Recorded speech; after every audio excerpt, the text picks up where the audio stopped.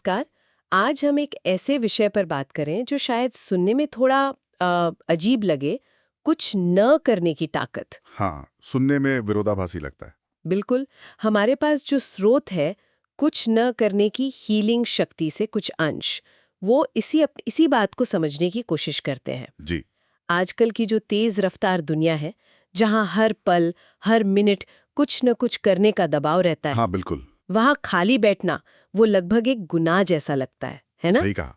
एक अपराध बोध, एक गिल्ट सा महसूस होता है। हाँ, जैसे कि हमारी कीमत ही इस बात से तय होती है कि हम कितने व्यस्त हैं, कितने प्रोडक्टिव हैं। बिल्कुल, और ये एहसास बहुत बहुत आम है। स्रोत भी इसी मुद्दे की जड़ तक जाता है। अच्छा। हाँ, वो बताता है कि ये जो लगातार काम है, सोशल मीडिया की जानकारी की बौछार, ये सब हमें अंदर से मतलब मानसिक रूप से थका देता है, निचोड़ देता है। हम्म। जैसे हमारे शरीर को, आप देखिए, रात की नींद ज़रूरी है ठीक होने के लिए। हाँ, बिल्कुल। ठीक, वैसे ही हमारे दिमाग को भी शांत और स्थिर पलों की ज़रूरत होती है, अपने आप को रीसेट करने के लिए, रिचार्ज करने के लिए। तो ये सिर्फ आलस नहीं है। नहीं नहीं, स्रोत इसे आलस बिल्कुल नहीं मानता, बल्कि एक ज़रूरी, एक जैविक प्रक्रिया कहता है। तो ये दिलचस्प है। क्योंकि स्रोत में एक एक व्यक्तिगत कहानी का भी जिक्र है ना? जी हाँ। एक अनुभव बताया गया है। जहाँ कोई व्यक्ति मतलब बर्नआउट के बिल्कुल करीब पहुंच गया था और फिर उसने जानबूझकर सोच समझकर कुछ समय के लिए सब कुछ छोड़ दिया। हाँ, बिल्कुल, फोन बंद, काम बंद। बस चुपचाप बैठना। और हैरानी की बात ये हुई, जैसा स्रोत बताता है, कि चीजें साफ होने लगीं। हाँ, जैसे जवाब अपने आप मन में उभरने लगे। क्या ये वाकई मतलब इतना सीधा हो सकता है? इसमें सचमुच कोई शक्ति है? स्रोत के मुताबिक तो हाँ बिल्कुल है, लेकिन ये समझना ज़रूरी है कि ये कुछ न करना वैसा नहीं है जैसा हम आमतौर पर सोचते हैं। मतलब सिर्फ बिस्तर पर पड़े रहना या टीवी देखना नहीं। स्रोत इसे एक खास नाम देता है, जानबूझकर की गई स्थिरता। जानबूझकर की गई स्थिरता? हाँ, इसका मतलब है बिना किसी खास लक्ष्य या मकसद के बैठना। शायद खिड़की से बाहर देखते हुए, आसमान को देखते हुए, या अपने विचारों को बस यूं ही बिना किसी दिशा के बहने देना। बिना फोन देखे? हाँ, ये जरूरी है, फोन या किसी स्क्रीन से दूर। स्रोत समझाता है कि यही वो अवस्था है, वो पल हैं जब हमारा नर्वस सिस्टम, जो हमेशा फाइट या फ्लाइट मोड में रहता है ना, हाँ, तनाव वाला मोड। हाँ, वो उससे निकलकर रेस्ट और डाइजेस्ट मोड में आता है, आराम वाले मोड में।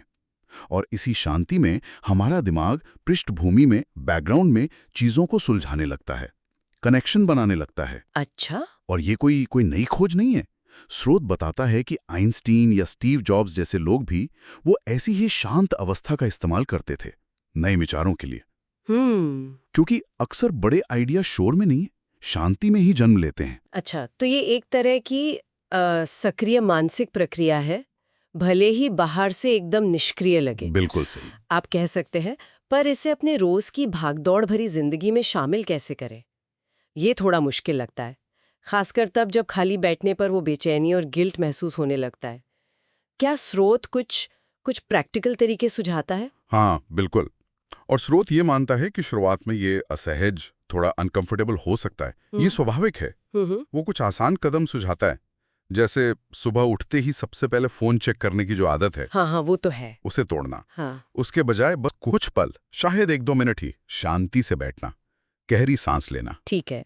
या फिर दिन में सिर्फ सिर्फ 10 मिनट निकालना, बिना किसी स्क्रीन के, बिना किताब, बिना किसी लक्ष्य के, बस यूं ही। जैसे? हो सकता है बैल्कनी में बैठकर पौधों को देखना, हाँ। या पास के पार्क में पेड़ों को देखना, या सिर्फ आसमान को ताकना। और वो जो बोरियत या बेचैनी होगी शुरुआत में, उसका क्या? स्रोत कहता है उससे लड़ना नहीं है, उसे बस महसूस करना है, स्वीकार करना है कि हाँ, अभी ऐसा लग रहा है। स्वीकार करना।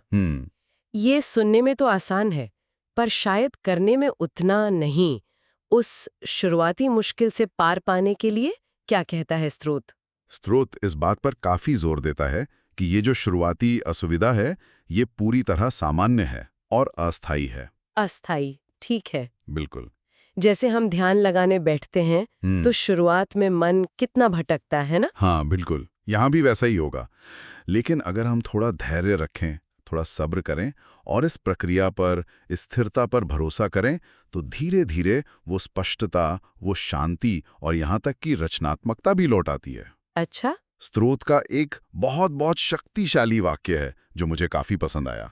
खामोशी खाली नहीं है, ये जवाबों से भरी है। वाह, खामोशी खाली नहीं है, ये जवाबों से भरी है। जी, और एक और महत्वपूर्ण बात जो स्रोत याद दिलाता है, हमारा मूल्य सिर्फ हमारी उत्पादकता से, हमारे काम से नहीं जुड़ा है। सिर्फ मौजूद होना, बिना कुछ किए आराम करना भी अपने आप में मूल्यवान है। हमें हर समय प्रोडक्टिव होने की जरूरत नहीं है। तो कुल मिलाकर इस पूरी चर्चा से जो बात साफ हो रही है वो ये है कि कभी-कभी रुकना, जानबूझकर कुछ न करना, ये सिर्फ ठीक ही नहीं है, बल्कि शायद हमारी मानसिक और भावनात्मक सेहत के लिए बेहद जरूरी भी है। एकदम सही। ये खुद को ठीक होने और रिचार्ज होने का मौका देने जैसा है। बिल्कुल। और इस विचार को और गहराई देने के लिए, या शायद कहें कि इस पर और सोचने के लिए, स्रोत से ही एक अंतिम पंक्ति है जी। जो कहती है, कभी-कभी सबसे शक्तिशाली काम जो कोई कर सकता है वो है बिल्कुल कुछ ना करना। सोचने वाली बात है।